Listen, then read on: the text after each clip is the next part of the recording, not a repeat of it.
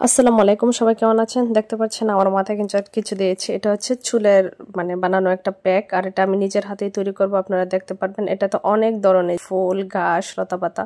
তো প্রস্তুতি কাজ শুরু হয়ে গেছে, এই জন্য আমি একটা চাইনা জবা নিয়ে নিলাম। তারপরে হচ্ছে ওই যে একটা ফুল, দেখেন কত সুন্দর ফুলগুলা। এত ফুল আমাদের বাগানে, আমি ফুলের নামই ভুলে যাই। তো এগুলো উঠাচ্ছি, একটা ফুলও আমি বাদ রাখবো না। ফুল ছিঁড়তে আমার কষ্ট হচ্ছে, কিন্তু ফুল ছিঁড়ার কারণ হচ্ছে এই ফুলগুলো এখন প্রায় পড়ে যাচ্ছে, আবার নতুন ফুল হবে।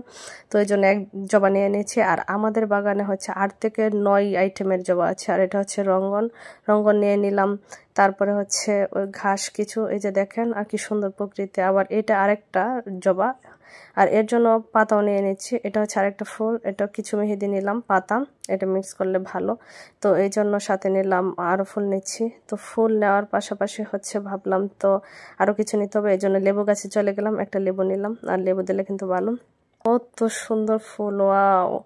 না আমি দেখে অবাক, সবগুলো ফুল ছিঁড়া আমার অনেকটা কষ্ট লেগেছে, কারণ এতগুলো, অবশ্য সবগুলো ফুল আমি ছিঁড়িনি, নিচে কিছু পড়েছিল, সবগুলো নিয়েছি। আর এটা হচ্ছে লান্টানা, দেখেন কি সুন্দর লান্টানা, কত সুন্দর ফুল। এটা হচ্ছে আমাদের একটা পাতাবাহার, এখান নিলাম, এখান থেকেও নিলাম ফুল, যত যত আছে।